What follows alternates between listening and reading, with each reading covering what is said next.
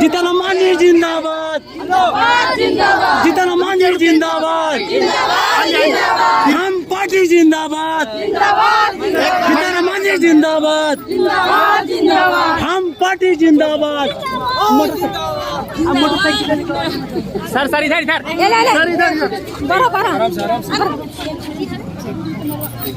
ये जलावन आराम से आराम से, अरे आराम से आराम से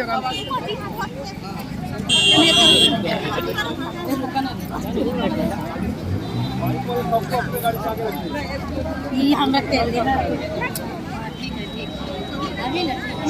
बाइक बाइक भाई ए बाइक निकाल लो जी। मोबाइल दिया मोबाइल निकाल ठीक है।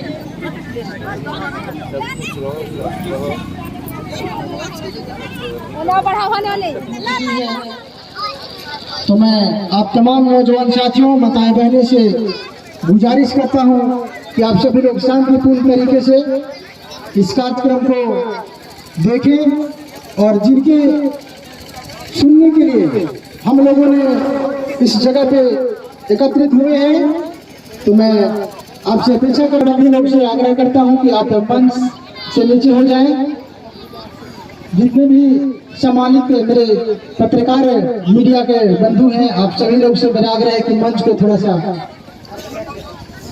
खाली कर दें ताकि आगे का कार्यक्रम हम लोग विधिवत रूप से बल है। जोरदार ताली से स्वागत होनी चाहिए क्योंकि हमारे बीच में काफी कीमती समय निकाल करके आए हैं।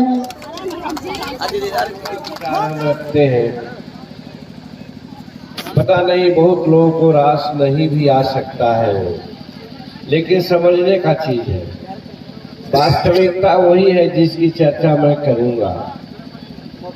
हम पूजा करते हैं, पूजा का माने समझा जाता है। कोई बताया है कहाँ भाई तो पूजा करने जा रहे हैं तो धूप है, धूमन है, माला है, क्या क्या है, गए टीका है, सिंदूर है, लगा दिया, वो पूजा हो गया। यही नहीं इसका अर्थ है। लेकिन हम नहीं, बड़े बड़े विद्वान कहते हैं पूजा का मतलब है, पू का मतलब पूर्ण और जा का मतलब जाना, समाना, यानी पूर्ण समर्पण। कोई भी काम आप करते हो वहाँ पूर्ण समर्पण से आप काम करते हो, उसी का नाम है पूजा। समझ रहे होंगे। आज हजार प्रकार के गलत काम करते हैं, चोरी चमारी करते हैं, झूठ बोलते हैं, दूसरों का संपत्ति लेने में आगे बढ़ कर के काम करते हैं। लेकिन बड़का बड़का चंदन लगाते हैं, टीका लगाते हैं, बड़ा बड़ा वो माला पहनते हैं। हम लोग भी कहते हैं पुजेरी है, वो प्रणाम बाबा पुजेरी जी। लेकिन सच्चाई है कि वो पुजेरी नहीं है। वो पूर्ण समर्पण से काम नहीं करते हैं, इसलिए उनको पुजारी नहीं कहा जा सकता है। पूजा वही करता है जो पूर्ण समर्पण से, विश्वास से काम करता है। अब यहाँ पर माता सबरी की पूजा हम लोग करते हैं, करते तो हैं। और कौन करता है? सिर्फ जो दलित समाज है वो माता सबरी की पूजा करता है। माता सरस्वती जो विद्यादायिनी की बात है वो तो अलग है, जिसकी चर्चा पहले मैंने की। लेकिन माता सबरी की पूजा जो यहाँ हम लोग करते हैं, उसमें सिर्फ हम लोग करते हैं, दूसरा कोई नहीं करता है।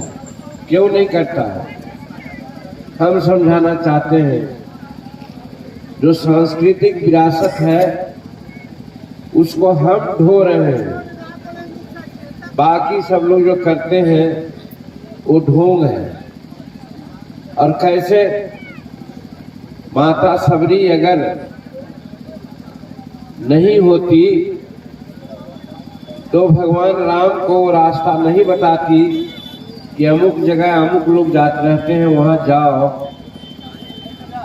और काम तुम्हारा होगा। अगर ये नहीं कहती तो लोग भटक जाते, इधर उधर चल जाते, राम राम नहीं कहलाते। आज राम की पूजा हम लोग करते हैं उनकी श्रेष्ठता के चलते कि उन्होंने लंका दहन किया, रावण को मारा, इत्यादि इत्यादि बात करते हैं। लेकिन हम ये कहना चाहते हैं कि जो आज राम की पूजा करते हैं और राम के भक्त अपने को समझते हैं, मैं उनसे पूछता हूं कि कोई ऐसे हैं जो राम को मार्गदर्शन दिया आगे बढ़ने के लिए? मार्गदर्शन मिला माता सबरी से, और जब किष्किंधा में गए तो सुग्रीव से उनकी दोस्ती हुई। बाली को किसी न किसी रूप में उन्होंने मारा या दमन किया, लेकिन दोस्ती हुई सुग्रीव से। उसके पहले उनकी दोस्ती किससे हुई? हनुमान से हुई। हनुमान को कोई भी आज नहीं कहता है कि वो मूर्ख थे। हनुमान को कहता है कि अपने समय का सबसे बड़ा पंडित थे। लेकिन सुग्रीव और हनुमान कौन थे? वही हम लोग जो आज दलित कहे जाते हैं, हरिजन कहे जाते हैं, राक्षस कहे जाते हैं, वही सुग्रीव और हनुमान थे। तो भगवान राम को यहाँ मदद किया, सबरी ने बताया रास्ता, दूसरा हनुमान ने बताया बाली और सुग्रीव के बारे में। और इस तरह से जब वो लंका पर चढ़ाई किया तो कौन था उनके सेना में? दुख लगेगा, लेकिन मैं कहना चाहता हूं, कोई बता दे हमको कि वहां कोई ब्राह्मण थे, क्षत्रिय थे, वैश्य थे, सब वहां पर दलित थे, राक्षस थे, सब दैत्य समाज के लोग थे, और उन लोगों ने साथ दिया तो भगवान राम लंका पर विजय प्राप्त किए। तो सच्चा पुजेरी, सच्चा भक्त तो हम हैं। लेकिन आज हमको राम की भक्ति की बात आती है तो अब कुछ स्थिति बदली है, नहीं तो मंदिरों में जाने में हमको मना था, हम नहीं जा पाते थे। लेकिन ये नहीं लोग बतलाते हैं कि राम के विजय में, राम के वन यात्रा में, राम को राम कहलाने में अगर हाथ किसी का था तो वह दलित, बानर, असुर लोगों का था। और सच्चा भक्त हम लोग हैं। एक उदाहरण और देते हैं।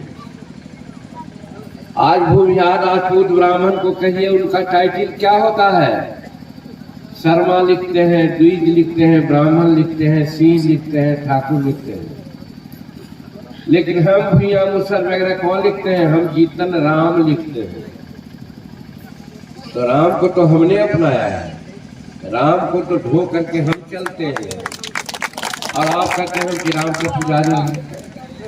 तो आप सिर्फ कहने की बात करते हैं, हम राम को लेकर के चलते हैं। हमारे शेड्यूल कास्ट समाज में अधिकांश अब थोड़ा बदली है परिस्थिति कि हम लोग भी अब कुमार, आजाद और क्या क्या कुछ लिखना सीखा है, नहीं तो राम ही लिखते थे हम लोग। तो मेरा कहने का मतलब भगवान के सच्चा भक्त तो हम लोग हैं, और हम लोग ही रोज नाम लेते हैं। अपने पुत्र का नाम अगर लिया, फलना राम है, फलना लक्ष्मण है, फलना ये है, तो डेली पूजा हम करते हैं, समर्पण हमारे पास है। लेकिन माना जाता है कि वो भगवान के वही रक्षक हैं, भगवान को पूजने वाले वही लोग हैं।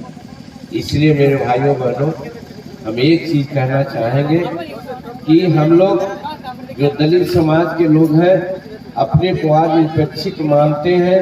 हम लोग उपेक्षित नहीं हैं, हम लोग पूजनीय हैं।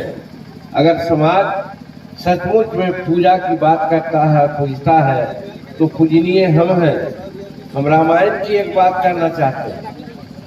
रामायण में बात आई है कि कर्म प्रधान विश्व करी राखा, जो जस करहि से तस फल चाखा। तो जब हम अच्छा फल का काम कर रहे हैं, सबकी सेवा कर रहे हैं, हम भगवान के भक्त हैं, तो फिर हमको दलित क्यों कहा जा रहा है, हमको अछूत क्यों कहा जा रहा है, हमसे घृणा कोई का क्यों करता है? ये बात समझ में आ रही है ना? कोई हम क्लिष्ट बात तो नहीं बोल रहे हैं, साधारण बात है, समझने की जरूरत है। यहाँ पर हम लड़ाई और संघर्ष की बात नहीं करते, लेकिन हम आत्मविश्वास बढ़ाने के लिए कहना चाहते हैं कि हम जो दलित कहे जा रहे हैं, आज कह सकते हैं कि हम ब्राह्मण, क्षत्रिय और वैश्य से हम कहीं आगे हैं, क्योंकि रामायण में भी कहा कि धर्म प्रधान कर्म प्रधान विश्व करी राखा, जो जस करे से तस फल चाखा। हम सेवा का काम करते हैं, हम समर्पण भाव से पूजा का काम करते हैं। तो पूजा करेंगे हम, सेवा करेंगे हम, और मेवा पावेगा दूसरा, ये कहाँ की बात है? इसीलिए हम कहना चाहते हैं कि हमारा समाज पूजनीय है, लेकिन ये मनुवादी व्यवस्था ने आज हमको इस पैदान पर ला के रख दिया है कि हमारे लिए कहाँ जगह है। हम टावर पर रहते हैं, हमारे लिए झोपड़ियाँ हैं, हमारे बच्चे कहाँ पढ़ते हैं? वही सरकारी विद्यालय में, जहाँ मास्टर कम होते हैं या मास्टर पढ़ाते नहीं हैं, और जो अमीर लोग होते हैं उनके बच्चे कहाँ पढ़ते हैं?